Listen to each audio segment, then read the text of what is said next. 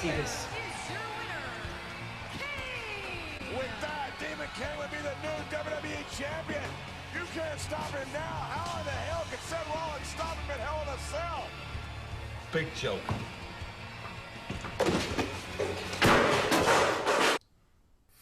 This is PWF Empire Live. The best insight and analysis on the hottest topics in the world of wrestling happens here. From storylines and news to rumors and reviews, we've got the action covered from bell to bell. Presented by PWFEmpire.com with your hosts, Charlie Feast, Evan Medina, and J-Dub. Do I have everybody's attention now? The match starts now.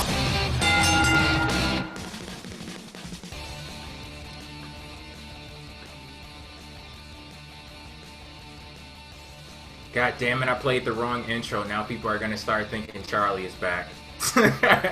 What's up, guys? Thank you for tuning in to PWF Empire Live. I am Jay, and I have a very special guest joining me on the hosting panel tonight. He is actually a part of the PWF Empire family, a guy that you guys may not have met yet, but if you're regular viewers of PWF Empire Live and you're in the chat every single week, then you may know this person. His name is Dalton. What's up? Yeah, is he dead? All right, good. Are you sure you have the right guy? Are you sure you have the right guy? He goes by Odie, Evan 1, possibly even Evan 2, depending on who you're talking to. Do you have a shovel? Okay, good. Is it a point? Big point, bigger hole. All right. Why? Why? Because he knows too much. He's read 1984 like 5 times. Trust me, bare business. All right. I better not see anything about this on the evening news tonight. Okay. All right, bye. Dalton, the camera's on. Oh, hey, Jay, I didn't see you there. What's going on? What is going on? Anything you want to talk to us about? Oh, no, nothing really. Just taking care of some business. Oh, that's weird. But, you know, I couldn't understand what the hell was going on there. But I do understand that you stepped up to the plate tonight. We were in dire need of some people. You know, Evan, he was having a little bit of trouble. He's going to be here later. But Steven, you know, I tried to get in contact with him. He wasn't answering his phone. So I don't know what's going on. But I'd like to thank you for stepping up, though. That's wonderful. Always a pleasure to do it for you, and I have no real knowledge as to why Steven could have done that. Hope he's okay. I hope he's okay, too. All right. So, yeah, in the meantime, we do have a show to get to tonight, guys. A lot of stuff to talk about. Man, Monday Night Raw. If this wasn't one of the most terrible fucking shows that I've seen in my entire life, I don't know what was. Like, when WWE was promoting this big Road to Hell tour, who knew that the quality of the show would be going right to hell along with, I guess, Undertaker? I don't know, like, but we got a lot of stuff to talk about in addition to Monday Night Raw. Let me go ahead and go over the set list for the show tonight. We have Push Repackage Release coming tonight. This is going to be on the subject of The New Day.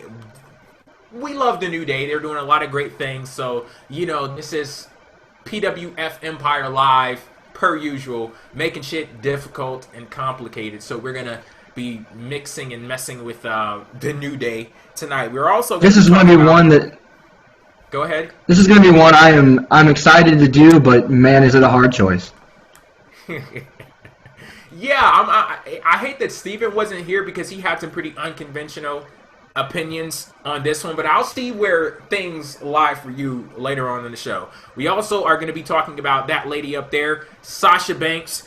This whole We Want Sasha movement has started, and it seems as if WWE has taken notice of this movement. Is that a good thing or a bad thing? Of course, a lot of people would say, okay, of course it's a good thing, but I don't know. Maybe we'll have some alternate ways of examining it tonight, so we'll see how things go. We also have the debut of a brand new segment. This is going to be Superstar Spotlight, and the first feature in this Superstar Spotlight is going to be Cesaro. We're going to be talking about some of his woes in WWE, where he currently is, how he got there and what possibly could be done to put him on another career trajectory in WWE. But first, we're going to start with the WWE World Heavyweight Championship feud. The WWE World Heavyweight Championship feud. Dalton, go ahead and let the people know what I listed this as on our topic list for today. For those who would like a little bit of a backstage knowledge as to how the show goes on, Jay listed this as, let's find a way to bury Kane and Seth Rollins, because this is terrible. My God. So I played the little clip at the beginning of the show of The Wire, but to be quite honest, they were a whole hell of a lot more frustrated with what happened with Kane and Seth Rollins on Monday Night Raw than I was, because I'm at a point right now where I think I've said everything that possibly could be said about this situation, because I've talked separately about these two entities that are now in the WWE World Heavyweight Championship picture. I've talked about WWE's over-reliance on people like Kane and the Big Show, because you don't have to book them with any kind of consistency, you don't have to book them with any kind of legitimacy, simply based off of the fact that they are 7 feet tall. And anytime you want somebody to pose a threat to someone on the roster, all you have to do is remember, oh shit, Kane is 7 feet tall. Let's go with Kane. Kane can be scary sometimes. Let's go with him. And I've talked about how that's a big issue. I've also talked about how Seth Rollins is a big issue with his bullshit, chicken shit, heel booking. And I'm at a point right now where I'm honestly desensitized. I've checked out mentally, emotionally, on every single thing that's going on with the WWE World Heavyweight Championship picture, because I don't give a damn about Seth Rollins as champion. I really don't give a damn about Kane as challenger. So I'm at a point right now where it's just like every single second that's devoted to pushing this story forward, it does nothing for me. There's nothing that I've seen that has sold me on this match. Here's the problem I have with this. In and of itself, I don't think this feud is that bad. It just has no reason being anywhere near the title picture. You know, Seth Rollins, we've harped and harped about how he's a chicken shit heel. And Kane, to be honest with you, I think Kane, as his character with his bipolarity and going back and forth between corporate Kane and Demon Kane, I think the way it's being presented is really kind of funny. The issue that I have is it's campy. I agree. Yeah, it's funny. It's got its place in entertainment, but when you're using something like that for a title feud, especially the penultimate title, the biggest title in the company, you're really playing down the importance the title has. And so while I think that this feud is pretty funny, especially, like with Kane's, like, it would be a shame if something happened. I have a poster that says that. When Kane does that kind of shit, it's really funny, but it just, why would I invest in this in a title feud? This makes no sense. Just because Kane's scary, just because Kane's 7 feet tall does not mean he's scary. In fact, here's some food for thought. I'm not sure if our audience has seen it yet, but just today, WWE.com posted on YouTube these superstar ghost stories, and there was one from Dolph Ziggler where he was talking about how he kept fearing that there was a demon in his closet, and they kept using pictures of Kane. If that's all they're going to use to make Kane look scary, I'm not sold. And why the hell is Dolph Ziggler telling us something about Kane? This is so bad. And we have somebody in the chat right now saying, seriously though, Steph and Triple H are the worst bosses ever, right? Yeah, let's go ahead and acknowledge the fact that going into the show, they didn't even have a fucking main event booked for the show.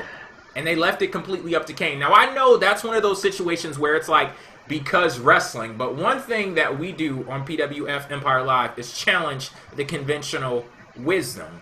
And one thing that I've seen, especially in the year 2015, with so much wrestling that I've been watching, in the year 2015, I'm watching more different shades of wrestling than I ever have in my entire life. And there's a lot of shit that goes on in WWE that we accept to be the standard like that we just are going to accept that this is the way that things go simply because we see it so often in WWE, but stuff like that doesn't happen anywhere else. It's only in WWE, and it boggles my mind. Like, I question so much these days how we can go into 90% of the shows without a fucking main event booked at all, and that's okay. It's so weird. Every single thing that happened on Monday Night Raw, everything that happened concerning Seth Rollins and Kane, I was just sitting there going, what is this? How does this make sense? Why is this happening? What the hell is going on? That was my whole train of thought for the whole night.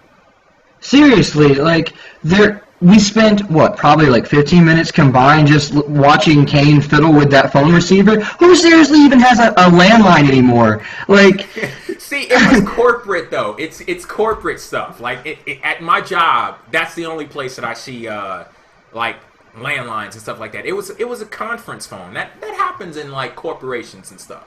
This is what WWE does. Like, their whole I don't know why they think this is entertaining, though. It's like they've turned into a worst version of The Office or something like that. Because we had this shit a few weeks ago with the Human Resources, Ashley from Human Resources, and they did that, and now they're doing this. It's middle management, corporate politics. Like, that is the driving theme for the WWE World Heavyweight Championship feud, and Kane's mental instability, and Seth Rollins' bitch-assness. So, got a few things going on, but I don't like any of them. No, this is so dry. Like once again, this has humor in that dry. I'm glad that you mentioned The Office because I was thinking that too. But I think Dalton may have cut out whatever curse is going on around here. I guess it struck him too. I don't know, but continuing on with what's going on between I don't know. It's so I think I've said everything that could possibly be said about this situation. I'm not really feeling this whole corporate storyline going on with Kane and Seth Rollins. Just absolutely nothing about this at all is redeeming, and I guess that pretty much says everything that needs to be said about that situation. So we're going to move on from that point, and next up, we are going to address actually a comment that we got on Twitter. This was from my good buddy, Heel Aussie, and if you guys would like to interact with PWF Empire Live and discuss topics along with us, you could do so in the live chat on youtube.com/PWF Empire anytime we're broadcasting a live show. And you also have the opportunity to leave your thoughts and comments on the things that we discuss on the show, and also suggest topics for us to talk about on Twitter with the hashtag PWF Empire, because as always, the conversation continues on and off air. We're going to bring one of those off air conversations on air. We had Heel Aussie tweet on Twitter, I literally think WWE, they're on the cusp of starting to fall. Discuss on PWF Empire Live. Sure, but here's the thing. It depends on what facet of WWE you're referring to. On the business side of things, I do have to give credit to Vince because he's done some very interesting things from the business side of things. He's pretty much insulated WWE from being rocked by like downturns in their business, because what he's done with the WWE network, he's effectively killed WWE's reliance on a pretty unreliable model, which was the pay-per-view model, because you never know what you get from the pay-per-views. You know, sometimes you have a pay-per-view that sells 500,000 buys one month, and then the next month it's 200,000. Hell, I'm quite sure WWE would have wished for a 500,000 one. Outside of WrestleMania, I don't think any one of them got up to that level. But yeah, he pretty much created the WWE network, so they're not relying upon that pay-per-view model. Then they also have a long-term TV deal with a USA network that pretty much says no matter how shitty their ratings are, it's not as if WWE is going to be canceled. Because here's the situation. As shitty as WWE's ratings are for Monday Night Raw and SmackDown and things like that, guess what? The ratings for the USA Network, the other shows, they're even shittier. So WWE pretty much has a place on that network because it's kind of like a race to the bottom, and WWE is losing that race. And since it's a race to the bottom, they're losing that one. I guess they're winners. I don't know. Whichever way you want to look at it. But that's everything that I just talked about there. That's signs of a great businessman. Like, I'll give Vince his props on that. He's done a great job with WWE from that perspective. But then you move over to the creative side of things, and that's where I pretty much have an issue. Because to say that WWE is on the cusp of collapsing, that honestly scares me, because based off of the quality of this last episode of Monday Night Raw, to say that WWE is on the cusp of collapsing, that means that they have even further to fall. And if you're judging by the quality of this last episode of Monday Night Raw, saying that they possibly can get lower than that, that shit is scary as hell. So, I don't know. I'm kind of apprehensive to say that they're on the cusp of a fall, but with all of that being said, WWE's ratings being terrible, that doesn't necessarily mean that they're going to go out of business anytime soon. But the problem is that, and I believe I've said this before on the show, WWE is pretty much, they're pretty much in a position where, with all of these great business moves that Vince has made, it's as if they don't necessarily have to sell a quality product, because what WWE is doing right now is selling their brand. They're selling the WWE brand. That's why you see things like Tough Enough. That's why you see things like Total Divas. That's why you see things like Monday Night Raw going to 3 hours, and we're going to have SmackDown coming over to the USA Network. They're selling the WWE brand, and the issue with creating a business model based off of that is that you put yourself into a position where if you don't focus on strengthening your product, then the brand loses value. And once the brand loses value, who gives a fuck about it anymore? And like I said, it's not as if WWE is going to be out of business tomorrow, next week, next year. It's not as if Monday Night Raw is going to be canceled. But if you create a business model that focuses more on selling the brand than selling a quality product, then your chickens are going to come home to roost sooner or later. So that's pretty much all that I have to say on that subject. WWE, if it is on the cusp of falling, then I really don't know what to say, because we're in for some very dark days. You want to talk about dragging to hell? Yeah. I guess you guys better go ahead and get prepared. But we're going to go ahead and take a break right now, because we are having some technical issues on PWF Empire Live. We're going to go ahead and get that situated, and then we'll be right back with the show. And we are back with PWF Empire Live. I apologize for all of the technical issues tonight, guys, but we have the save of the friggin' century. Evan, what is up? I hope you can hear me.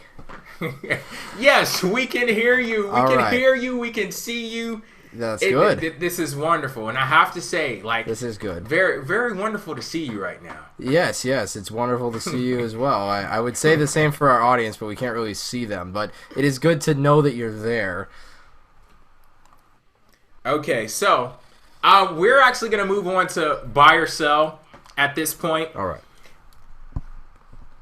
So I've been watching WWE, of course. I don't think I really needed to say that. But on this past episode of Monday Night Raw, it seems as if WWE has started to move in the direction of doing something with a movement that has started among fans. And that movement is We Want Sasha movement. This was a match between, I believe it was Nikki Bella and Naomi. They were competing in a match, but before the match, WWE aired a video package featuring Sasha and Bayley's match from the recent TakeOver special. The crowd went crazy for Sasha, and it seems as if Team Bella, they're using this craze over Sasha to cause dissension among the ranks in Team Bad, I guess, to turn Naomi to the point where she's jealous of Sasha and cause some friction from that perspective. Now, here's the thing. I'm framing buy or sell in an interesting way tonight because we've actually ranted on this show, me and Steven in particular. I believe, Evan, it's pretty safe to say that you think Sasha Banks would be a great star of the Divas Revolution, right? She should be the star of the Divas Revolution. The star. Absolutely. Absolutely. See, this is what I'm talking about. So, okay, so the entire hosting panel of PWF Empire Live, we are on the Sasha Banks train. We think that this would be the perfect person to lead this division and lead this renaissance in women's wrestling on the main roster, or should start the renaissance, but that's another story for another day. Point is, do you buy or sell WWE's creative team having genuine interest in Sasha Banks as a star, or are they just jumping on a movement? This is tough, because as much as I want to believe that that they truly see what we see in Sasha Banks, I think Triple H sees in Sasha Banks what we see, but I'm not so sure if the guy above him, Vincent Kennedy McMahon, sees in Sasha Banks what we see in Sasha Banks. However, maybe he doesn't see in Sasha Banks what we see in Sasha Banks because he is blind to what good women's wrestling would look like. I think that's important to consider. So, will she actually spearhead this revolution? I mean, I think this week's Raw was perfect proof of just how much of a revolution this really is, and it's not much of one at all. You have See, I thought you were going somewhere else with that. I was about to say there's no revolution. I'm glad you kind of did that little twist there. Yes.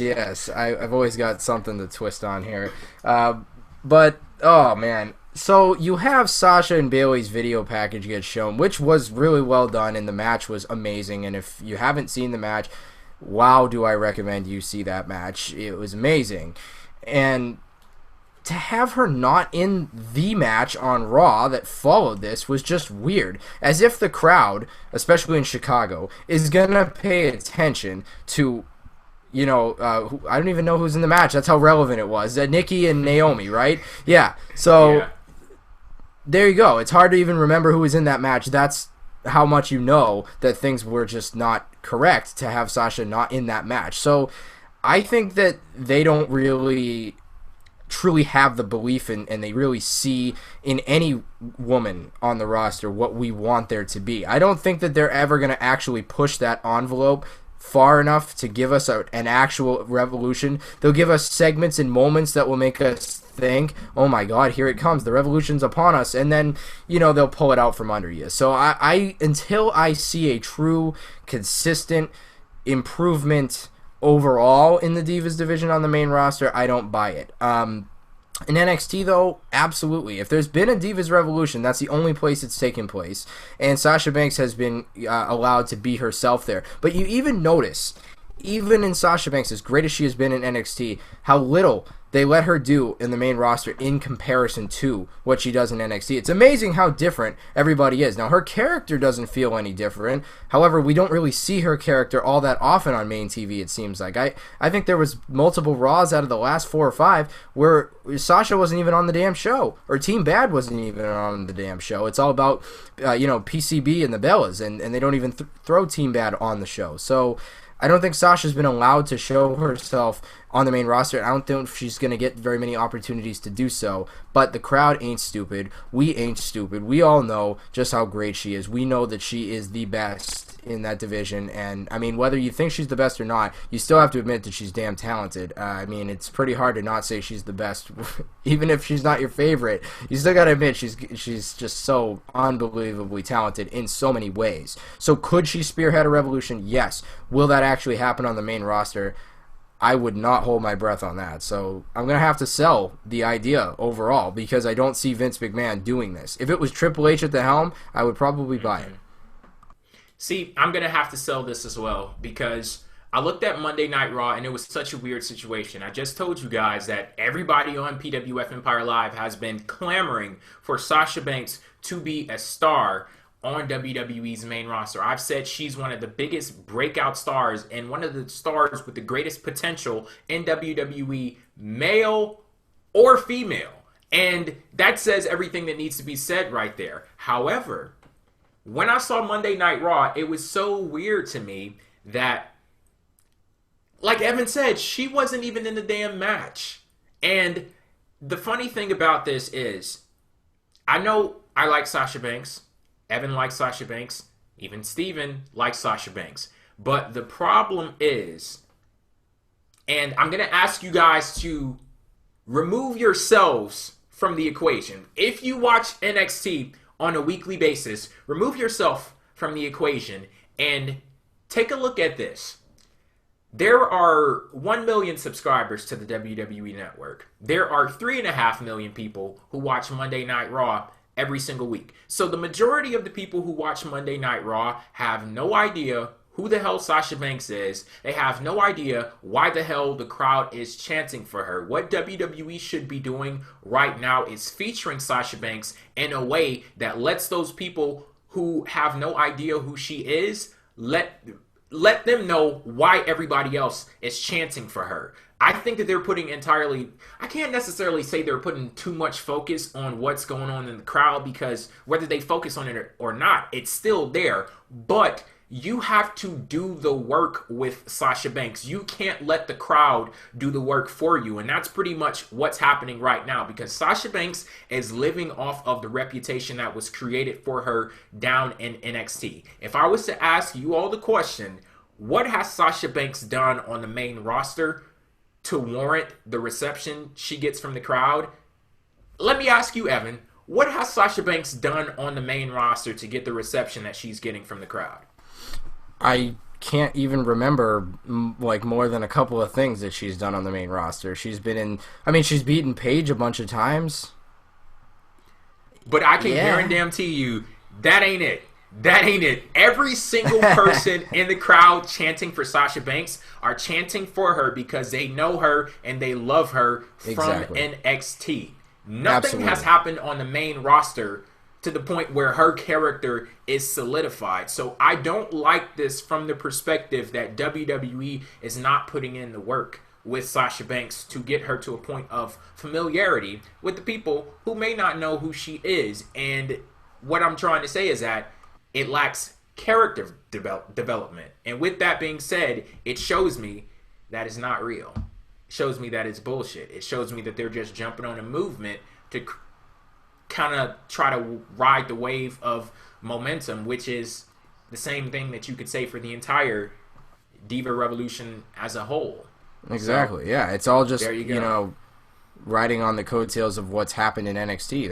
It's all it is. I mean, Sasha is known for what she's done in NXT, and what she's done there has been some of the best wrestling on planet Earth, not just in, NXT or in a certain piece of the puzzle. Like I'm talking like overall. She's been putting on some of the best matches that you could imagine, and it's just amazing. It's amazing. She's been as great as you could ask for. So yeah, she hasn't done a whole lot on the main roster, and it'd be great to see her be featured a little more frequently. Like I said before, there was multiple weeks there where Team Bad wasn't even on Raw, and it's like, where the hell was Sasha Banks, And the crowd keeps yelling, "We want Sasha." So that these people have seen, have heard, know. They're in the know. They get it that Sasha's an amazing wrestler. So there's nothing that you can really do about that. You know, I mean, that's good. Sasha's a great wrestler, and people know it, and they should be chanting, and I hope they continue to. But apparently on the main roster, that doesn't really matter all that much. So what a shame it is to see that. I hope that things can improve, but like I said, don't hold your breath on that. Yeah, we have Justin from PWTR in the chat saying, we want Sasha to be successful, not to be the figurehead of some bullshit revolution that means nothing. That hurts her. Yes. You don't know how bad I wanted Sasha Banks to win that match at TakeOver, because that meant she'd have to go back down to NXT with the championship. Because I told you guys, Sasha Banks is my pick for Wrestler of the Year, and the more she's on Raw, the less of an argument that I could possibly make at the end of the year. But I'm asking you guys to know the difference between Sasha Banks on the main roster and Sasha Banks down in NXT. There is a big difference, and I'm hoping that you guys know that, because the work that lady has put in down in NXT, damn it, that deserves some recognition. So from that point, we are going to move on and discuss something that has been developing over the last few days. This is WWE entering into a partnership with ESPN. I actually watched ESPN News. ESPN has like 50 fucking channels. ESPN, ESPN2. I think they have an ESPN3 and a 4, ESPNU. They have ESPN Infinity, ESPN 2000.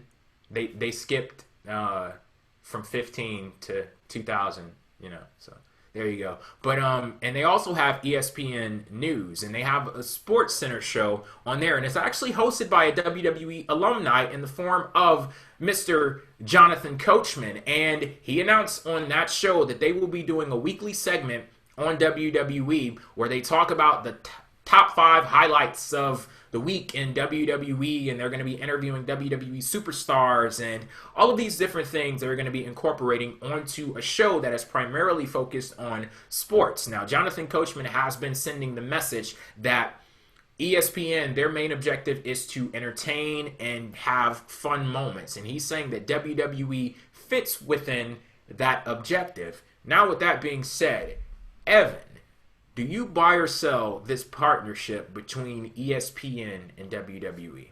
Well, it's good for publicity, no question, and it certainly doesn't hurt WWE in terms of getting more eyeballs to pay attention to what they're doing. Now, obviously, you're going to get a lot of people who are ESPN fans, and you see it because I like the ESPN Facebook page as well as the Bleacher Report Facebook page, and on both of those accounts, they frequently post about WWE a lot recently. I mean, Bleacher Report has been for a lot longer because they aren't just focused on, certain sports, whereas ESPN has always been known as a sports network that hasn't had anything to do with wrestling at all. And you get a lot of comments from those types of posts with those people who go on and on about how, not a real sport, not a real thing. What is this doing here? This doesn't belong here. You're going to get those types of comments, especially since WWE is going to be featured on ESPN each and every week. But for publicity's sake, it's a good thing, and it's going to get more people to maybe tune into WWE, and maybe some people, because there's a lot of open-minded people too, even though there's a lot of people who are that way and very closed-minded and say that's stupid crap. Fuck them. But anyway, there's a lot of people who are open-minded too and would say, this looks interesting, or, oh yeah, I haven't watched wrestling since I was a kid. I want to take a look at that again. Well, I really like what that guy did. So that could really get some good, attention. And now, obviously, that won't last very long if they actually sat and watched 3 hours of Raw, because, yes, those shows aren't exactly very good. So WWE needs to get, and I'm not trying to go off the subject here, but WWE needs to get some fire in them and finally start to act like that something's on the line. Like, our ratings keep going down. We got to do something to actually get more viewers to come back or to stay. And they're not doing that. So with this ESPN partnership, that's a great way to get new eyeballs potentially on your product. Now you have to actually make the product good enough for those new eyeballs to stay. But I think this is a good thing in terms of for marketing and things along those lines. So I would buy this, yes. So here's the thing with me. Of course, you have that old saying, all publicity is good publicity, but all publicity isn't effective publicity. And when I look at this partnership between WWE and ESPN, this is a situation where an industry that I like is getting more exposure. Like, why wouldn't this be an amazing thing? I'm going to tell you why. Because for the people who watch ESPN and the audience that WWE is attempting to attract by getting into a partnership with ESPN, these are people who either A, know about WWE and already watch, or B, know about WWE and have no interest in watching the fucking program at all. So the people that you're attempting to attract from there, I don't know. Maybe you do have some stragglers in the bunch. Maybe that's the majority of the people on those two sides, and then you have a few other people that you could possibly attract. But the way that I look at things, I don't believe that WWE's product right now is at a point where they could possibly be doing something like this and it be effective. Because we're in a situation where you're getting into an affiliation with a channel that is geared towards fans of sports. But the sporting side of sports and entertainment in WWE has been so heavily de-emphasized. We had a point where a former champion, at the time where she was champion, on the road to becoming the longest reigning Divas champion of all time, stood in the damn ring and said, wins, losses, who cares? Then you have the next champion, the person that beats her. Shit, that was probably the last time Charlotte even won a damn match, when she won the championship, because all that I've seen her do from that point on is lose to a drop kick on Monday Night Raw. Not even a drop kick on the fucking top rope. Yeah. Middle rope drop kick. A missile drop kick, and that pins your Divas champion. Yeah. By the way, what a revolution. What a fucking revolution. And what a revolution, you know, with all the confusing, like, little tiny angles. Are they trying to make everyone insane? Is that the goal? Like, is everybody supposed to be crazy? Like, one week they think this, and the other week they're like, oh, I love you, and then the next week, I hate you. I mean, I think you know what I'm really, alluding to here, but it's like, this is the type of stuff that is going to get those new eyeballs to not give a damn. They're gonna look at it and say, like, for example, if they were showing the top 5 moments or whatever, and one of them was like, say, Neville's Red Arrow in a match that he had from the past week, and they're like, oh man, that guy is something. Like, I gotta see him. And then they turn on Raw and they're like, first of all, where the hell is that guy? Because he's probably gonna be featured. Because you gotta wade through 2 hours and 55 minutes of bullshit before you even see him. Absolutely. And then on top of that, then you have to sit there and say to yourself, well, you know, he was in a 2-minute match and all these other matches are freaking boring. Like, forget about it. I'm just going to look this up on YouTube. Like, there's much faster ways to watch, you know, one guy if that's all you really care about. So those sport fans aren't going to care that much about, you know, these guys who are irrelevant when it comes to telling a good story, and the storylines are boring. And you know how a lot of people are. They watch wrestling in the good old days, and they haven't watched it in a long time, and it is nothing compared to what it was at that point in time. Yes. So unless you are a really passionate fan of the business, you're going to sit there and say, this is why I stopped watching this shit. Yeah, so it's definitely good and bad, but I'm going to buy it overall for the idea that it can, you know, bring in good things. I think it's better. It will do more good than bad, but I definitely think there's some bad in there too. See, I'm going to sell it based off of the effectiveness, because this would be like me inviting company over to my house and my room was a fucking mess. Like, I would be embarrassed. But apparently WWE has no shame. They're just letting all of the dirty laundry be seen by everybody all over ESPN. Just, I don't know. So, and I don't know how Jonathan Coachman, I don't know what the fuck he had to do, what he said to make this deal possible, but man, him and Paul Heyman need to open up a car lot where they sell used cars. That would be the most profitable fucking car lot in the entire world, because those guys can, I don't know, some deal makers right there. But we're going to discuss now this rumor that's been floating about John Cena. It's not been confirmed at this point, but it's being so widely reported. I guess we could go ahead and discuss it on the show today. It's being reported that John Cena will be taking some time off very soon. I've heard that his last day may be Hell in a Cell. It may be the night after Hell in a Cell for Monday Night Raw. So we're steadily approaching that date, with John Cena possibly leaving WWE for a few months, taking some time off, going on a vacation. That's something that you don't hear too often when it comes to John Cena. Hell, the guy gets hit by a car. He's on Monday Night Raw. He breaks his nose, takes a week off, and he's back on Monday Night Raw the following week, and just a lot of stuff going on with John Cena. But yeah, this may be a voluntary little siesta from WWE. But we do have the issue of John Cena with the United States Championship. So that puts us into a position where we could possibly be seeing him drop the United States Championship. So we're going to do buy or sell a little differently. And this one, I want to go to you, Evan, and also the viewers and listeners of PWF Empire Live, and see if you had to put all of your money on one spot, who would that person be to take that United States Championship from John Cena? So, realistically, or who I want to win that? I guess we could do both. All right.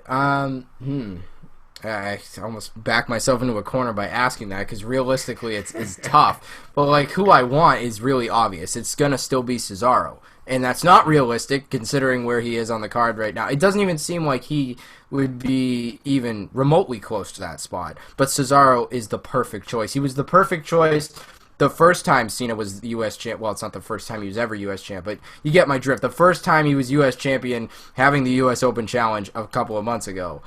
He was the perfect guy to win the title from him then, and he still is now. So if I had, if I could just pick anybody, Cesaro would be my guy regardless. And just so I say, like, that would be my pick too. Like, if it was somebody, like the person that I want to take the championship from John Cena, it would be Cesaro. No question in my mind.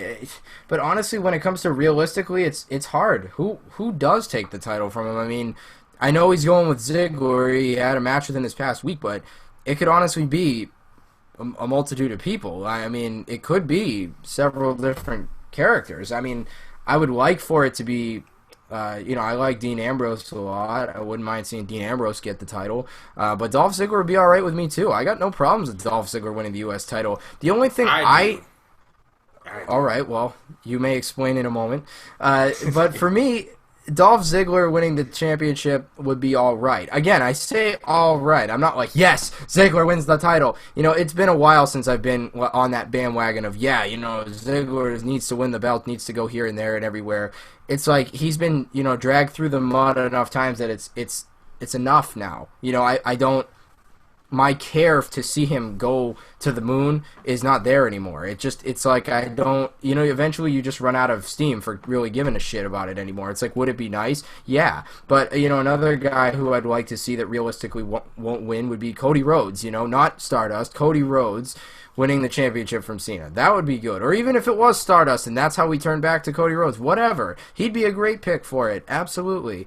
But, Ziggler's all right for the choice. I mean, he fits the bill of a mid-card champion, and he still puts on really good matches. So there's some beneficial elements to having Ziggler go. But unless Ziggler turns heel, I don't really want to see him with a championship right now. He needs to turn heel really, really badly. There's no question in my mind about that. Dean Ambrose would be a great pick because, the guy has been in no man's land for quite some time. I mean, you go from a guy who was main eventing, and albeit when he was main eventing, it was pretty thrown in there. It was kind of random.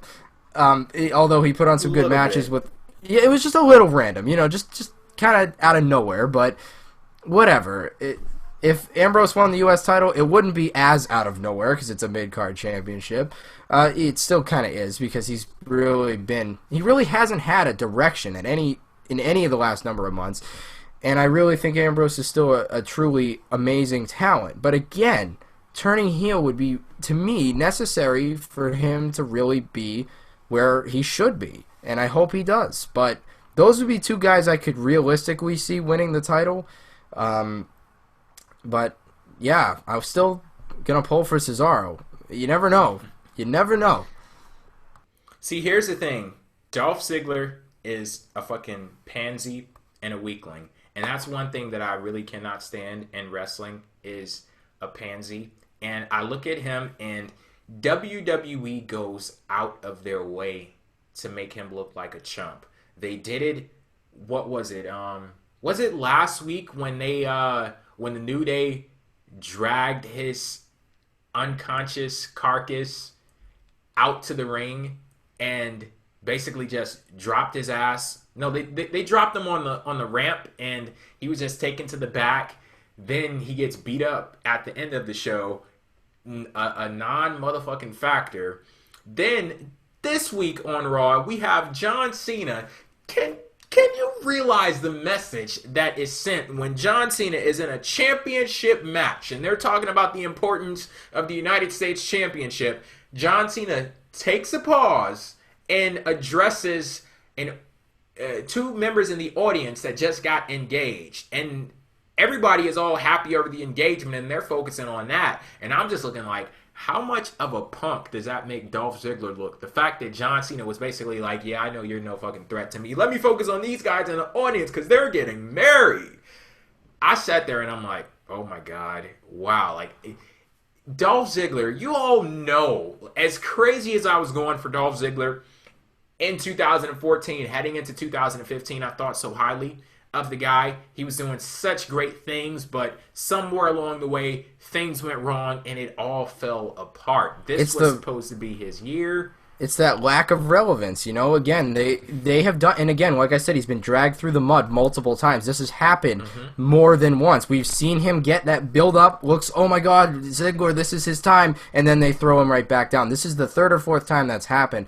And the second thing is, you know, look at what you just said, Jay, about how last week he gets, you know, destroyed by the New Day, and the next week, did we just forget that happened because Ziggler just doesn't give a fuck that he got the shit kicked out of him, I guess, because the next week he's like, well, I get my title match, so I don't really care. New Day just kicked the shit out of me twice, but it's all right. I get my title match.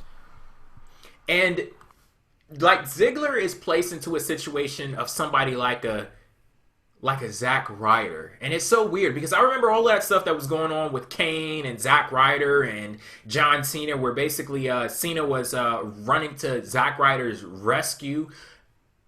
I forget who it was, but I believe it was Ryback and somebody else. Like, some heel had beat up Dolph Ziggler on SmackDown, and Ryback had to run to his rescue, and Ziggler was standing there like a helpless child being protected by the man, Ryback. Like, WWE does so much to send the point that this guy has been, what's the word I'm looking for here? Emasculated. And I can't get behind a character like that. I remember thinking that Dolph Ziggler, this guy could feud with Triple H, my favorite wrestler of all time. Like, all of that stuff that was going on with the Survivor Series mix-up and stuff like that, I'm like, that guy could possibly, this could be his way to use his resilience, to get himself some confidence, and it leads into a feud with Triple H, but it went nowhere at all. Like, I remember there were times then, too, where Triple H would talk shit about him, and he would just sit there cowering.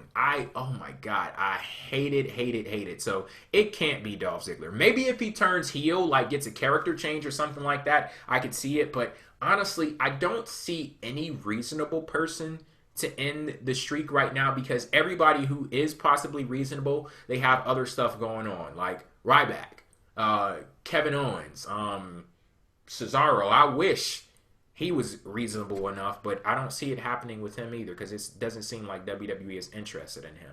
But we will get to that very, very soon. Brandon is saying it was KO. I remember that SmackDown. Yep, Kevin Owens. Somebody's saying Rusev. It was one of them. Basically, a big-ass tough heel that made Dolph Ziggler his bitch. That's Yeah, good. and Ziggler doesn't do anything about it. He's Yes. like there's no. It's like Ziggler's not even tough. You know, I mean, it's like how am I supposed to take this guy seriously if he doesn't even follow up? Like New Day kicked the shit out of him. It's almost like by doing nothing, he's saying, "Yup, you guys owned my fucking ass last week, and I don't care. Like it's okay. Come do it again." Like you know, you're pretty much saying that. Like you got to follow up with that, and that's not on Ziggler. Obviously, it's on the way that he's booked and portrayed. But he's being booked and portrayed like a bitch, plain and simple. So is another guy on the roster that has a title around his waist. Yeah, there's a guy on that roster who is also a bitch. That he's kind of been in the main event a couple of times recently too. Wait, who's this guy? I don't know. I mean, he's got some blonde in his hair. Oh, I can't recall the guy's name though. I wasn't even playing around. Like I legitimately forgot. But of course. Oh, yes, that the guy. Biggest one of them all. Oh, yeah, of course. Okay, at this point, we're going to move on to the new segment that we're going to have here on PWF Empire Live. This is Superstar Spotlight. And what we're going to be doing in Superstar Spotlight is taking one specific superstar, putting the focus on them, and breaking them down based off of their attributes, the things that they've experienced in their career, their big moments, their highlights, their lowlights, talking about where they are in the current standing of things and where they possibly could go from WWE's handling of them and where we think their potential could possibly lead them. And the first focus of Superstar Spotlight, our feature, is going to be on Cesaro. And when I think about Cesaro, there are a few big moments in his career, but one that stands out to me is one that he wasn't even involved with at all. And this was Stone Cold Steve Austin's podcast on the WWE Network. And you had Vince McMahon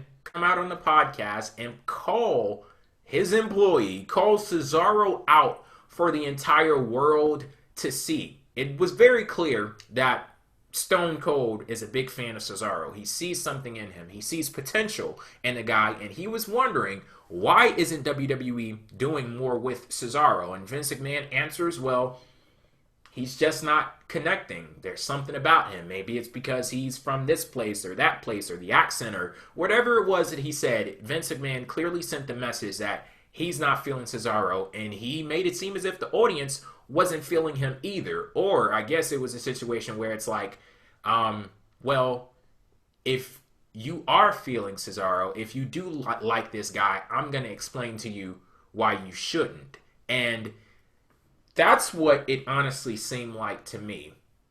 Because it's very clear to me that Vince McMahon, for whatever reason, does not like Cesaro. And it doesn't matter the reaction that he gets from the crowd. Because if you get to a point where you get over and the guys in power don't like you, somehow your status in the company is invalid. That's what I see from Cesaro. But what would you say about that moment and the effect that it had on Cesaro, and as long ago as that was, how it could have possibly led to where he is in the company right now? Well, I think it has led to where he is right now in a couple of different ways. One, in the fact that people respond to things like that. They hear something that Vince McMahon says that they don't agree with, because he tries to... I think that Vince, when he said that, was in a way was almost trying to bottle everybody up and say that everyone feels a certain way, and was hoping that he could get away with saying that, and that the people would just be like, well, Vince said it, so he's right then. Yes, Cesaro is crap. You're right, Vince. And some people probably did change their opinion because of what Vince said, but I guarantee you that the majority did not, because after that there was an outpouring of rants, even on YouTube, Twitter, everywhere, and the reactions that Cesaro would be getting from here on, from since then through now, have been better than ever. So clearly it's helped him in terms of gaining more popularity, and then they give you the little doses of push for Cesaro. They've done it multiple times. They first did it a few years back when he won the U.S. title. It's been a while now, and he held the U.S. title for quite some time and Are was you talking about when he had that yodeling gimmick? No. That was at the end when he was losing every match.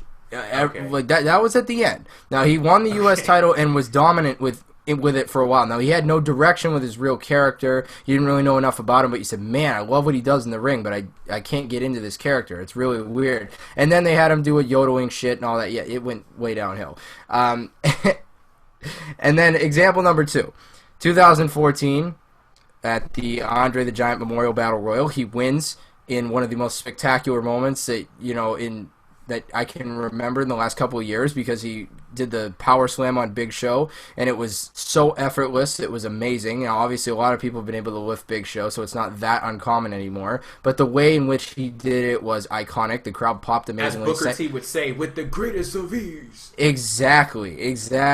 He had him up in the lights. That's how much he lifted him. But, I could just hear it. It was amazing, and I, it was like a bone-chilling moment because it was so cool. It was like, wow, this is unbelievable. Like, I marked out for that moment. That's how cool it was. And when he won that Battle Royal and then was managed by Paul Heyman, you're saying to yourself, okay, so here goes Cesaro, because Paul Heyman's a perfect fit for a guy like Cesaro because his mic skills aren't extremely good, yet he's an amazing wrestler, and Paul Heyman is the best advocate that you could ever ask for. So I'm like, 2 + 2, this looks amazing. And then the character went freaking nowhere. They did nothing with it. They take Heyman off of him, and he falls out of favor again. Example number 3. We go to this year. You start to go with that Kevin Owens and Cesaro feud going into SummerSlam. He's been featured well. He's been featured in matches week after week. He's a babyface. He's got the Cesaro section. The signs are everywhere. He's getting more and more over than ever. This is after, of course, the Vince McMahon comments from earlier in the year. And, he's finally starting to look like he's gaining traction and ground. They gave him a little bit of mic time. There was a Miz TV segment that was excellent. And then he gets beat by Owens every time they face each other. And then, therefore, loses about 15 straight matches to fucking Big Show. And yes, I'm exaggerating, but it felt like 20. That's how bad it was. Mm-hmm. And so there's been 3 different points in time where it looked like Cesaro was going to be a next big deal type of guy, and it goes nowhere. And this you could say that about a lot of different guys over the course of the last 5-6 years. You could probably name more guys in the last 5-6 years who have been in that category of, it looks like they're going to be a big star and they go nowhere, than you probably could in the 15 years prior. That's how scary that is. There's been so many great talents that have looked like they're going to be the next big thing and probably have everything it takes to be a big star, whether it's a mid-card star or a main event star. I'm not saying everybody had to go and win world titles, but to still be a mid-card relevant star, not go from mid-card champion status to not that far away from world champion status, all the way down to complete jobber 2-minute match that nobody remembers status. That's what I'm talking about.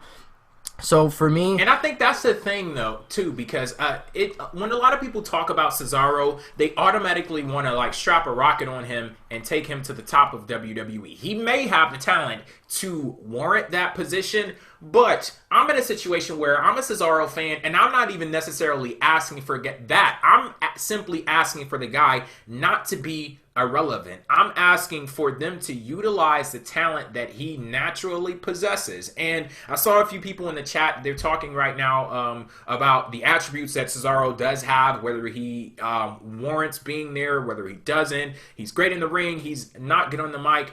Here's the thing. This is the, and we'll talk about this a little later. We definitely will. We're going to fucking get there. But accentuate the strengths, hide the weaknesses. That is as simple as ABC 1, 2, 3. And I said it's simple and I fucking screwed it up. But anyway, the fact that little Jackson 5 for us. Yeah. I was about to break into it. I was ready. Come on, man. I want to do backup for you. But the thing is, the fact that they're not doing that with Cesaro, the fact that they're not finding a way to make him succeed, it sends me the message that they don't want him to succeed.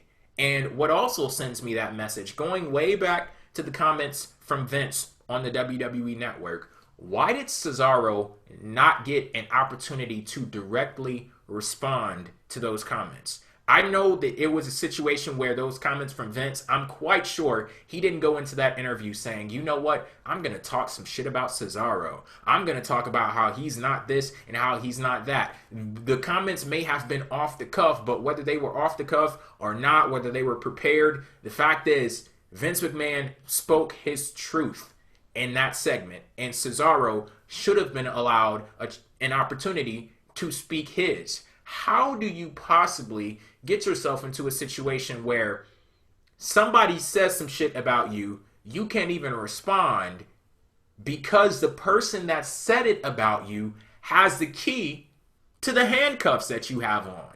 He has he locked the muzzle on your mouth.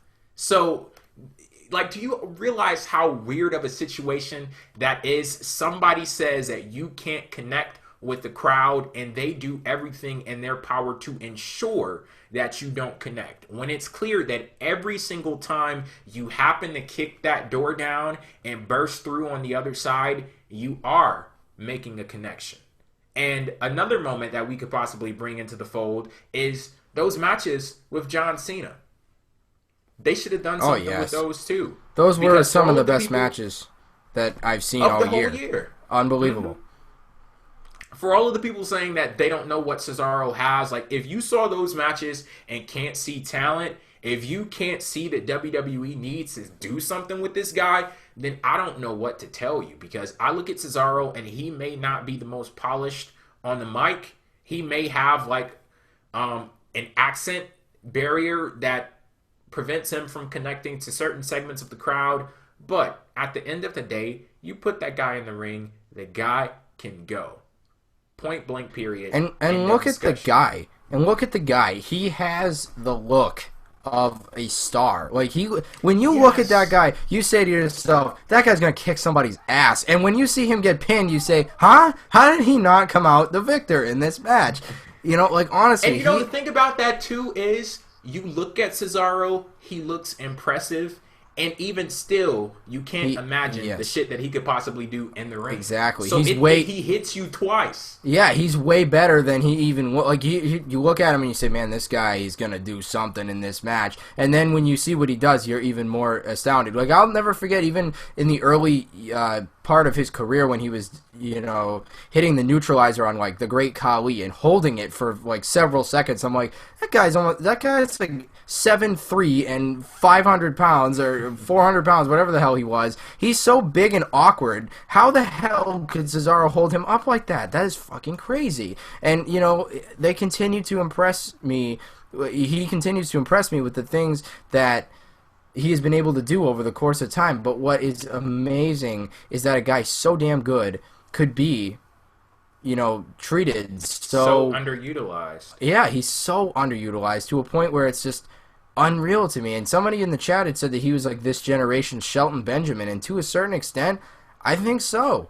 Because Shelton Benjamin was like that too, so talented, obviously, where he wasn't the strength. That's Cesaro's the strength, Benjamin was the athleticism. Now, Shelton Benjamin is one of the most athletic people I've ever seen compete in a WWE ring. By far, one of the most athletic people of all time. Like, the way he jumped to that top rope from the mat was so easy, it was unreal. So, again, another type of guy who, you know, wasn't the best on the mic, but was so good in the ring, could go for hours. I'll never forget his match with Shawn Michaels from years back. This is one of the best Raw matches I've ever seen, still to this day. And I have to say to myself, you know, this is kind of like our current Shelton Benjamin. Maybe it is the current Shelton Benjamin of this generation, but I hope it doesn't stay that way. I think Cesaro is even better than Shelton Benjamin. I really think that there is an untapped potential in him that is even superior to Benjamin, and he's one of my, you know, he was one of the guys who I always thought was underutilized too in that era, but I think Cesaro's got even more capability, even more possibility, because of the fact that he does reach out to a different demographic because he's from a different country. I loved when he used to come out and say things in 5 different languages. It kept things short, simple, to the point, but yet it also told you something about the guy and that he's so well versed. And you know, again, that reaches out to different demographics, and the fact that he's got the super strength, and people will pay money to watch a guy do what Cesaro can do when he swings people around. That alone gets him over, and the crowd is invested in what that guy can do. So to me, the potential is untapped for Cesaro, and he could be a main event guy. Now, I know there's a lot of guys that we say, oh, they have the capability, but they don't have to be. They need to be pushed more than they are. That's bottom line what we need. But Cesaro is a world champion. There's no question in my mind. Yeah, and he moves like a world champion in the ring, and I'm telling you, you put that guy in the suit, sunglasses, whip those things off, that is a fucking star right there. He could be like the Jason Statham of WWE. Give him like a very quiet, badass type character, and that works. Like an assassin type, and I think that will work. So it's all about finding areas for people to succeed, but only if you want them to, because there is no way in the world, no reason in the world why Cesaro shouldn't be a star. From that point, we are going to move to our next segment. This is going to be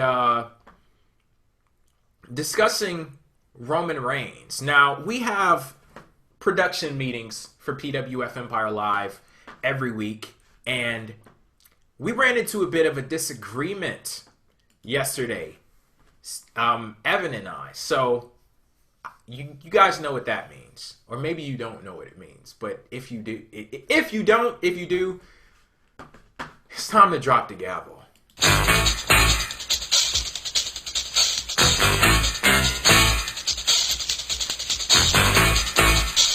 Here we go. This is another edition of Empire's Court. I'm going to go ahead and announce to you guys who will be the plaintiff and the defendants in this case.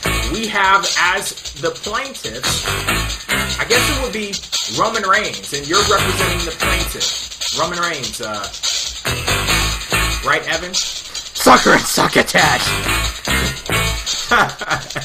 And the defendants are going to be the Chicago crowd on Monday Night Raw. Because if you watch Monday Night Raw, you would have seen, or you would have heard, Roman Reigns cut a promo, and Chicago crowd wasn't really feeling it. They were giving Roman Reigns a what chance.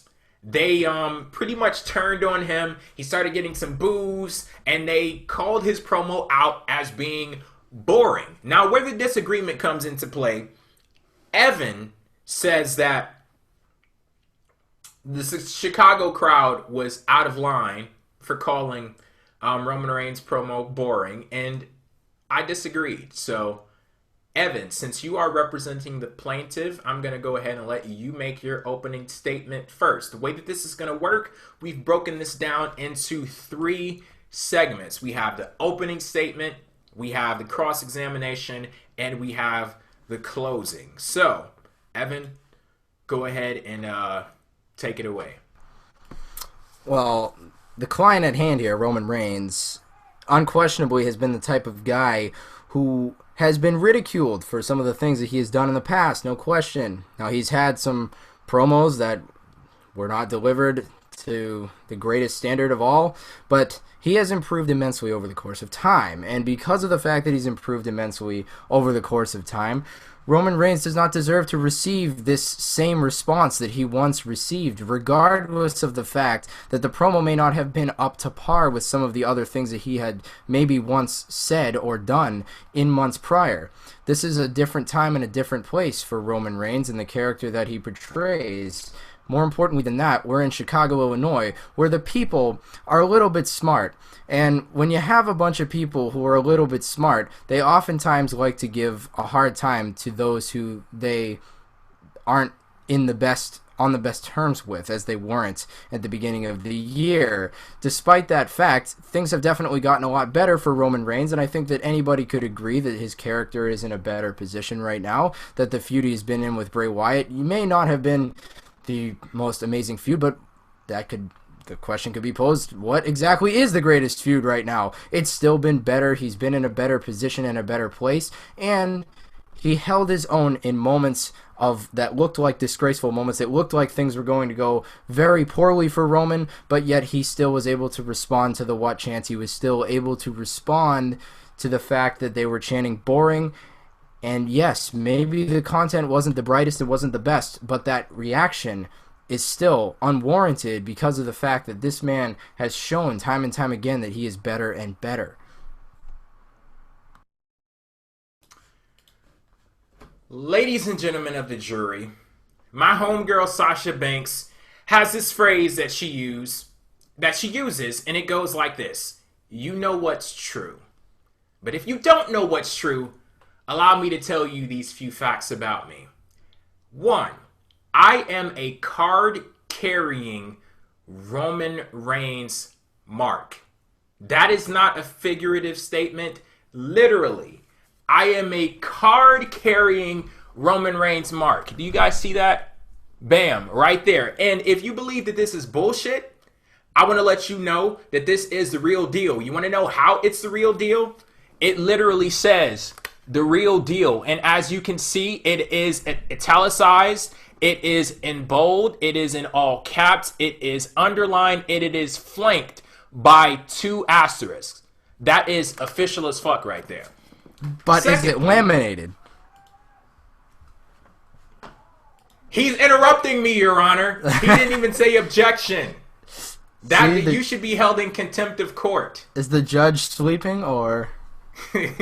Who is the judge here? I don't even know. He's like invisible. But I digress. Number 2, there are many times that you get crowds that are less interested in enjoying the show and more interested in getting themselves over, pushing agendas, trying to become the show, and basically that number 1 thing there is attempting to push their own agenda. And the thing that I really hate is when people act as if the crowd should determine what you think about wrestling. If it's a situation where it's like, oh, well, the crowd likes this guy. The crowd, he's over with the crowd, so he should be over with you too. You have to like him. Or the crowd booed this segment. That means that you have to dislike the segment too. I operate independently of the crowd. We are in situations where sometimes the crowd likes something and I disagree with them. There are some situations where the crowd does something and I agree with them. This is one of those situations where I actually agree with the crowd. And I said all of that to say this. I said I'm a Roman Reigns mark to show you guys that I don't agree with the crowd because I dislike Roman Reigns or I have an agenda against Roman Reigns. I tell you that I don't put up with the bullshit from the crowd to tell you that I don't agree with them because I sympathize with them or anything like that. The reason why I agree with the crowd chanting that Roman Reigns promo was boring was because the promo was boring as fuck. This was an absolutely terrible position to put him in. And as far as I'm concerned, my clients were completely warranted and justified in their actions. And I need you guys to vote not guilty. Evan, cross-examination. You're up. Well, I look at it this way. You say that this crowd has a right, these clients of yours. You have a lot more clients than I do. I don't know how you deal with the organization here. But, you say that these people are in the right to be able to say that this is a boring promo, but yet wouldn't they have said that regardless of what Roman Reigns said? I feel as if Roman Reigns even just so much as opens his mouth, they're going to say that he's overrated or that it's boring, and they're going to say what? That's I feel like because of a stereotype that was associated with Roman Reigns earlier this year and in the past with some of the horrific promos that were cut by that client of mine. Despite that, is there a right for them to say that it's boring based around the fact that they didn't like some of the things that he cut in the past? I think they were awfully quick to jump on him with the what chance. I don't even think he had a chance to really get started when they were already whatting him. See, here's the thing. My clients are not on trial for what chance, so I need that to be struck from the record. I want the jury to disregard what he just said. My clients are on trial for the boring chance. And I'll admit, they were completely out of line with the what chance. But here's the thing. I don't think that this was a situation where they were doing this to Roman Reigns because of their past opinions of him or the terrible promos that he's cut in the past. Because if you go back and you watch Monday Night Raw and you see him come out to the ring and you listen to the reaction that he got from the crowd, it was a very positive reaction. And it was a situation where either A, you were cheering Roman Reigns, or B, if you weren't cheering Roman Reigns, you weren't pissed off enough by the guy to actually start booing him, because the reaction was positive. The crowd did not start to turn on Roman Reigns until he grabbed the mic. And that promo was terrible because he pretty much gave us an exposition, a history lesson on 4 months worth of storylines and a promo that should have happened 3 months ago. I remember coming onto this show and saying that I needed to see Roman Reigns come out and communicate the frustration that he must be feeling by the fact that Bray Wyatt has targeted him, that Bray Wyatt has targeted his family, that Bray Wyatt has targeted his goal to be the WWE World Heavyweight Champion, and actively put a stop on his progression to achieving that goal. Roman Reigns at some point needed to communicate that frustration. But the problem with the promo that he gave on Monday Night Raw was he couldn't even effectively communicate the frustration and sell the emotion to the people in the audience, because every 2 fucking seconds he was talking about, well, and this happened, and that happened, and 3 weeks ago this happened, and the storyline was about the family, and it was about this, and it was about Bray Wyatt. And I remember when I was 7 years old, I had a peanut butter and jelly sandwich for lunch, and then I realized I was allergic to peanut butter, and then I had to go to the hospital, and then I had to stay in the hospital, but I met this really nice lady up there, and then, like, we don't need to know all of that shit. We've been watching the show. Please believe us. We see everything that has been going on. And if anyone was to do that, if someone had to go out there and recap a storyline, Roman Reigns wasn't that person. Because going back to what we said earlier in the show, accentuate the strengths, hide the weaknesses. Roman Reigns on the mic is not one of his strengths. He is the type of guy who fits into the role and saying that I'm going to go out there, I'm going to beat your ass, you're going to feel my wrath, point blank period, end of discussion. Doesn't really need to be much more than that. And I think that the situation is, I'll get to that a little later, but that's my cross-examination. Bam. Roman Reigns, the promo was boring. He was put in a very terrible position. Evan, your closing argument. To close, I think that the important thing to take away is that a lot of the cross-examination that you're looking into may just be looking a little further into it than is needed. If we're just looking at the crowd here and saying that, well, are they allowed to have said that this is boring? And you said it yourself. They didn't turn on him until he picked up the microphone. But how is that fair? Because the second he picks up that microphone, they're already turning on him. And that's been basically the main point that I've been trying to drive home, is that as soon as he grabs that microphone and starts to talk, they're already against him. And I think the what chants are related to this, because the what chants led to the boring chants. It was like one thing, it leads to another here. And Roman Reigns' responses to both the what chants and the boring chants were actually pretty good. I give him a lot of credit, and I think he deserves a lot of credit because of the fact that he was actually able to address those chants and not afraid to just go out there and say, hey, this is real life, people. And yeah, sure, the promo wasn't the most exciting thing of all time. It wasn't. I myself can't say and can't justify that this was Roman Reigns' best mic work or that he's a great talker, and that's not what I'm here to defend, and that's not what I'm here to put out in front of you. What I'm here to put out in front of you is that a smart crowd, is not justified to jump all over Roman Reigns just because of the fact that he was about to pick up a microphone. And yes, he did try to recap a storyline, but yet Paul Heyman recaps storylines, and yet we don't give him anywhere near as much trouble for it. I understand his execution is a whole hell of a lot better. His is over 9,000, and then you have Roman Reigns, which is probably on the other end of that spectrum, if you get where I'm going with this. But still, despite that fact, I think that what they were trying to do is not what actually happened. His execution may have been off, but I think it's just proof that short promos is what's best for Roman Reigns. However, the real gist of this for me is that the crowd is not justified to jump down the throat of Roman Reigns just based on the fact that he was about to pick up a microphone. He did a good job responding to what they did say to him, and I think ran with something that wasn't all that well written down for him anyway. He's not the kind of guy who goes out there and cuts a 5-minute promo. That's just not Roman Reigns, and that's not the strength that he has. And you could even argue that the crowd got too hot on him even back at the Royal Rumble and the way that he won. It was a terrible way that he won. It's similar to how this promo was. It wasn't a great promo, but jumping all over the guy just because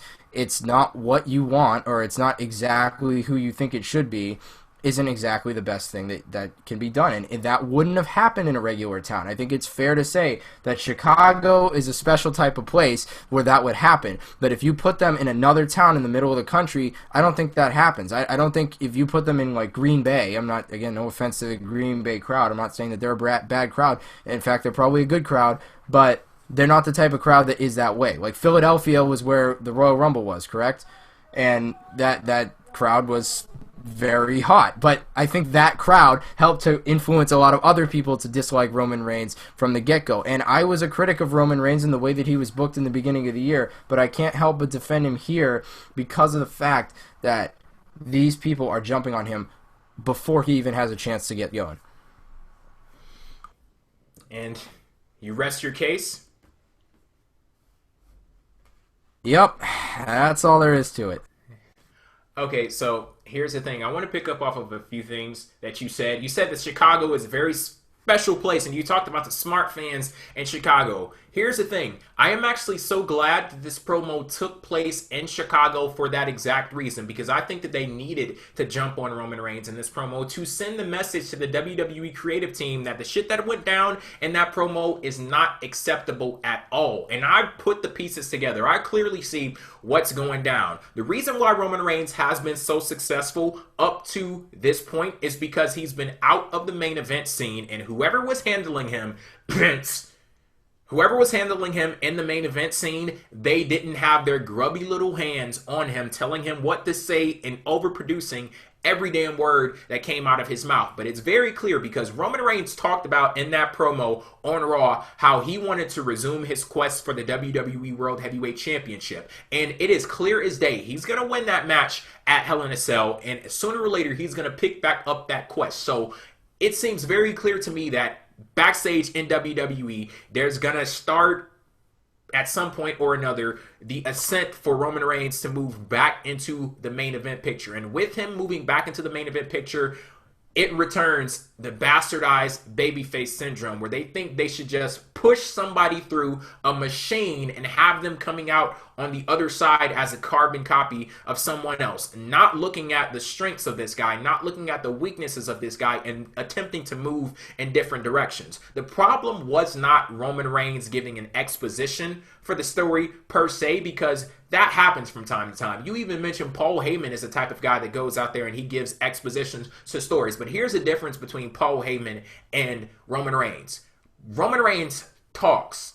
Paul Heyman narrates. He takes you on a journey, and you are actually able to feel the highs and the lows based off of the tone of his voice, the inflection, the way that he says his words, just everything. He takes you on a journey. It's like a roller coaster ride. He takes you to the climax. He takes you down. Paul Heyman tells a story on the mic. Roman Reigns was out there talking, and that was the problem. Roman Reigns, he didn't take you on a journey with him. He didn't allow you to be emotionally invested in the things that he says. And for that reason, I'm glad that that promo happened in Chicago, because if it had happened somewhere else, maybe the people would have left him, let him go about his way without booing that shit down like it deserved to be. And hopefully WWE sees the clear message that you need to move in another direction with this guy. What you have been doing with him has been working. He's built up some goodwill with the crowd. I don't see why you would go back on that and attempt to do the same thing that you tried to do before and it didn't work. And the defense rests its case. Now, at this point, I want all of you guys to vote in the chat. Just so you're reminded, who's on trial here is the Chicago Raw crowd. Was it warranted that they chanted boring at Roman Reigns? If you agree, yes, it was warranted, you say not guilty. If you say they were out of line, they were the smart fans just jumping on Roman Reigns because that is what they do. They're basically using all of his past experiences and the things that he's done in WWE to hold it against him and saying, we're not even going to give you a shot.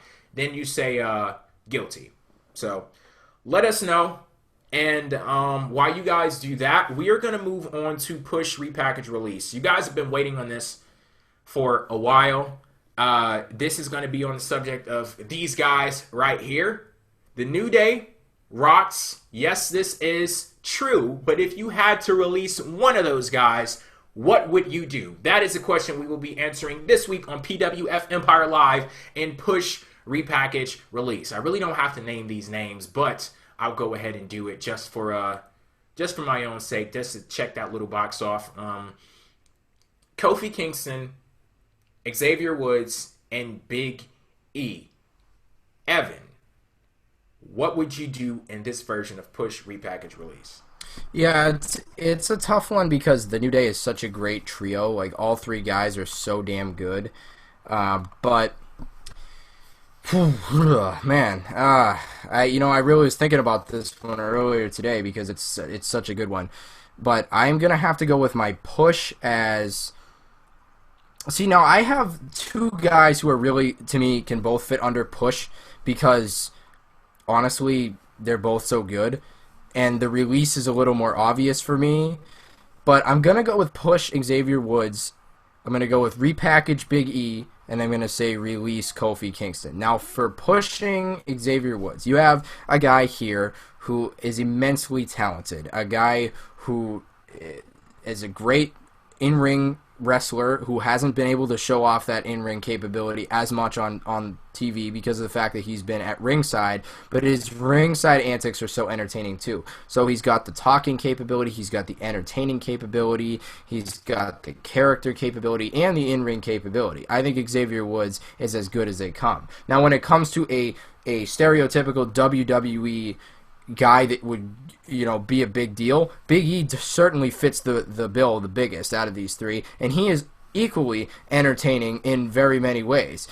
So it's a very tough one for me not to put him under push. I'm going to say repackage because I think you could do so many things with Big E. I think he could be a babyface. I think he could be a heel. I think they could have him doing what he is right now in New Day by himself, and it would be fun. Same with Xavier.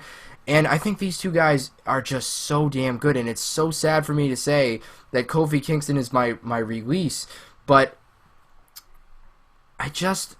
honestly, he's the least relevant out of the three, even despite the fact that he is a great in-ring competitor, very athletic, and has been one of my favorites since like 2008. I've always liked Kofi, even when he was the Jamaican irrelevant Kofi that I like. I just liked him because he was so damn good. I was like, the gimmick is okay, let's not even talk about it, but the guy has always been so talented. But it's like he's been around for a long time, and they've teased little pushes with him with the victories over Randy Orton. They do it all the time, and they always have some little inkling of a push with Kofi, and in 2009 that was the best moment for him when he was destroying Orton's car after he had beaten him, and then he did the boom drop off of in the crowd through a table. It looked like Kofi was going to the moon. It really did, because the guy has capabilities to go very far. All three guys have capabilities to go very far, in my personal opinion. But he would be my release mainly because of the fact that,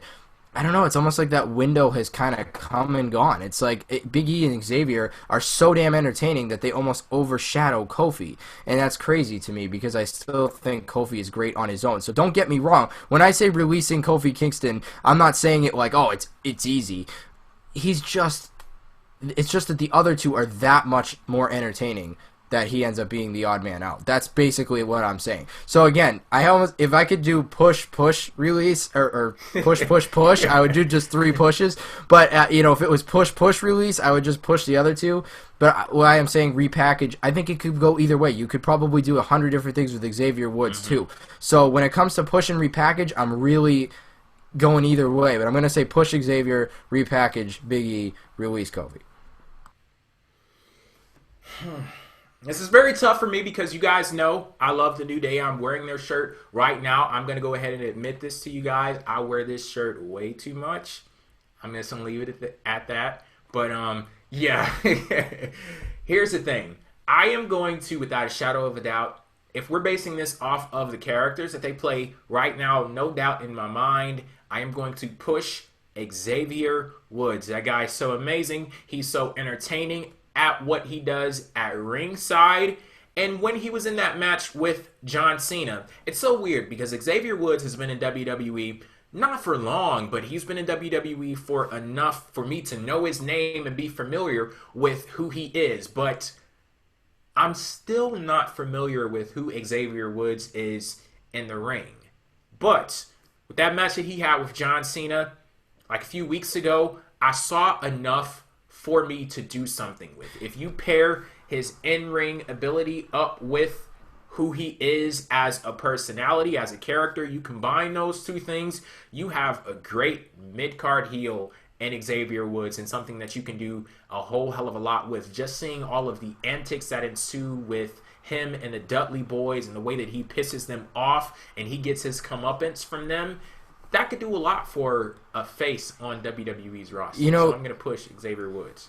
Not to interrupt you, but if you do want to see some good Xavier Woods in-ring action, I know this is going to sound really weird, but watch some of his old... TNA? I'm going to say it. Yes. God damn it, Evan. Go watch his matches when he was Consequences Creed in TNA.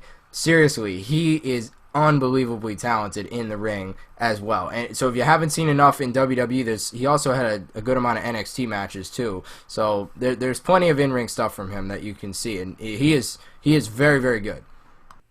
Oh, yes, and Damian is saying in the chat right now, go watch his YouTube gaming channel. I am subscribed to Up, Up, Down, Down. You should be subscribed to them as well. And I'm just going to let you... I should release Xavier Woods because that dude is going to cost me so much goddamn money because I've been the type of guy, I used to be really into games and stuff like that, but I've moved over to like the punk market with like the mobile games and like Angry Birds and stuff like that. But I'm getting more into consoles now because of Xavier Woods. I just bought Madden, NFL 16, Star Wars, Battlefront. I played the beta version of that because I saw all of that stuff on his channel. Yeah. And I actually played Slender Man too because I saw it on his... I should release his ass. No. Have you ever played Slender Man before? I have not, but I played the Star Wars Battlefront beta and it's fucking awesome. But yes, it is, but no, don't play Slender. No. Too scary? Like almost oh my god. I have a recording of me because I was actually talking to the guys from PWTR while I was playing. I have a recording of me at the moment where I saw him for the first time and the shriek that comes from my voice.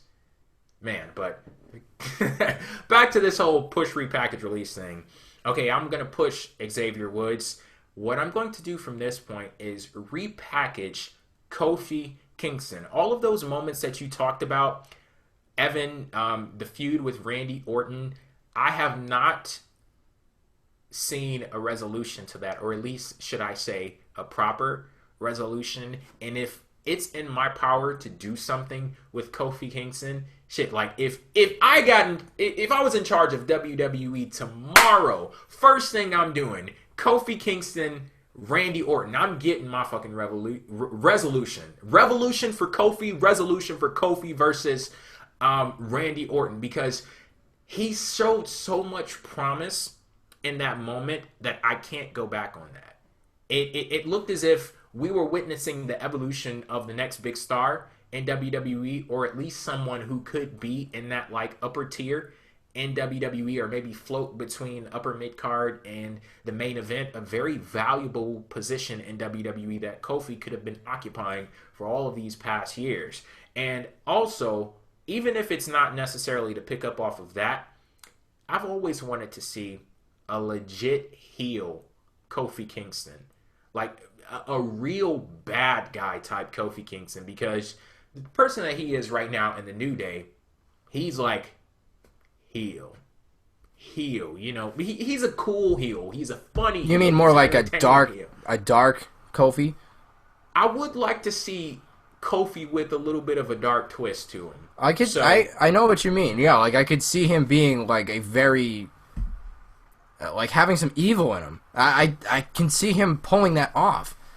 You see, even if it's not necessarily to pull it off, like I just need to know. My sense of curiosity is way too strong because I've never seen him anywhere near that in WWE. So my sense of curiosity is too strong to be in a position of power and say, no, we can't go in that direction. So I'm going to say repackage Kofi Kingston and unfortunately release Big E. It's just a situation that we get into every single time. I don't think there was ever one time where I was like, yes, I'm going to release this guy. I'm going to get rid of him. There was no time out of all of the times that we've done this push repackage release that I've gleefully released somebody. If we went back to the... No, can't even say that. I was going to say if we went back to the Shield one, get rid of Seth Rollins' punk ass, but it's the gimmick that I have a problem with. So it's not him. Exactly. It's the gimmick and the way that like he's the used, talent. So. Like I'd probably put him under repackage more than anything else because he's too good to be released, you know. But so I stick with my Dean Ambrose on that one. But yeah, Roman Reigns, Big E. The guy is really good.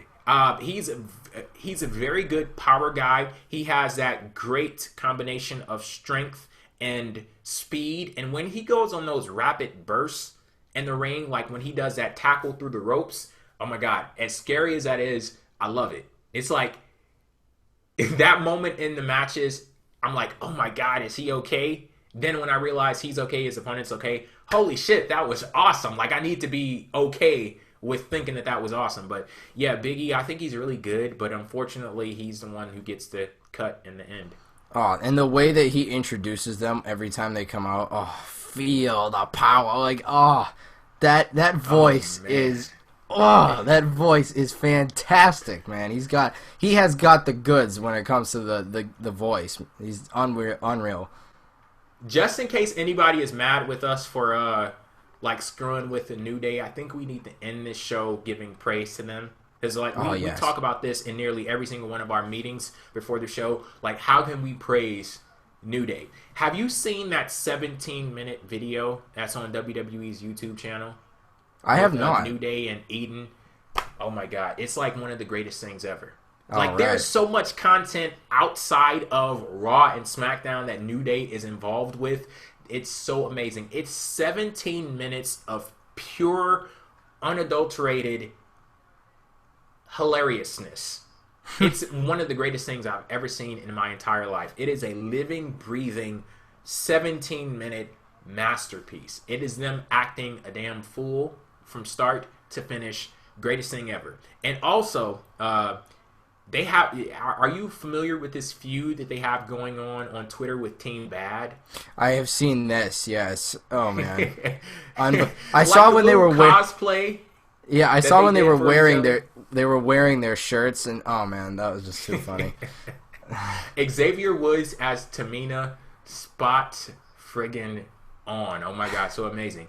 And there was something that I'm quite sure you did. You have a Nintendo 64 in back in the day? Yep. Mario Kart. Oh yeah. They today did a real life version of Mario Kart. Oh my God. That says everything that needs to be said. They're just perfect. The New Day is just like, when we say the most entertaining act in WWE right now, it's like they're, again, it's not even just WWE. They're like one of the most entertaining acts of anything right now. They're so great, and it's just fantastic. It's amazing to see a group that was just so generic and like, yeah, what can we do to make them gospel-ish? And let's change that into them being fucking entertaining.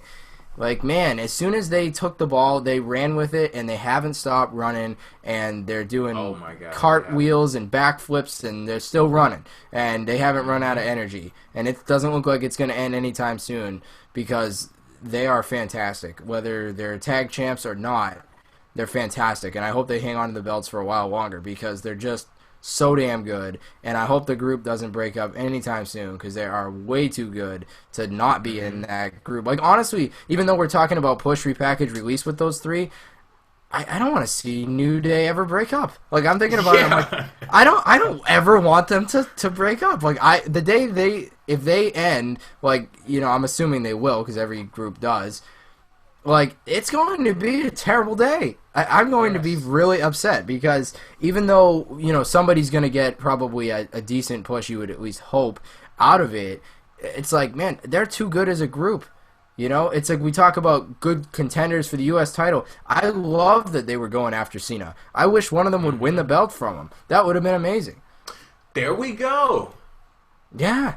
It would have been fantastic. It'd still be fantastic. I wish they would, not only would they have their tag team title match at Hell in a Cell, but that they challenge Cena and win the belt from him there too. And then they take him out as a group. It makes sense, you know? I'd love that. Let's do it. Okay. Yeah, let's book it. Alrighty, guys, that's the end of this episode of PWF Empire. Oh, before we go, I'm missing something. Got to go ahead and deliver the results for the trial for the Chicago Raw crowd versus Roman Reigns. So the Chicago crowd, they're on trial. I tallied up the votes here, and the jury, find the Chicago Raw crowd not guilty. It was a close vote. And I think that technically, no, we don't do hung juries because shit, every time we do this, it would be a hung jury because nobody is ever going to be on one side of things. But yeah, it was a split decision. But, you know, Raw crowd, not guilty. Yeah. Mm-hmm. Tie goes to the runner. I know. I get it. Alrighty. And speaking of competitions and things like this, you know, one entity versus the next, I want to go ahead and announce to you guys that next week, right here at this same time on PWFempire.com and YouTube.com/PWFempire, we will be hosting the third installment of PWF Empire Anarchy, and the subtitle for this is Let the Games Begin. And I have to let you guys know, this is the most ambitious thing that we've done. This is the most creative thing that we've done. This is the most, every fucking superlative that you could possibly put on this, you could put on this Anarchy special. And when I tell you guys that I had more fun doing this, arguably, than anything that I've ever done on YouTube, you better believe it. So be right here next week, Wednesday, 9 p.m. Eastern Time, for the next installment of PWF Empire Anarchy. Until then, or should I say after Monday Night Raw, because we're also going to be on that night for the Hell in a Cell preview show. Yeah. But yeah, PWF Empire Anarchy. Remember that, guys. Woo! And have 2 shows next week. Evan, was that not awesome? Anarchy. Oh, Anarchy is going to be a lot of fun for you guys. At least I hope. It was a hell of a lot of fun to do. I'll say that much. And yeah, previewing Hell in a Cell. All right. If Raw is anything like this week's, we're going to be at, like, the energy level on that preview show is not going to be high. We're going to be like, so, yeah, what match is next? Oh, no. You don't, it's going to be okay because the Legends are coming back to save the day. Oh, that's right. Yeah, Stone Cold's going to be there. It's over. It's going to be great. Well, alrighty, guys. Thank you for tuning in to PWF Empire Live this week. We'll be back with 2 shows next week. Hopefully you guys tune in for both of those. Until then, peace out.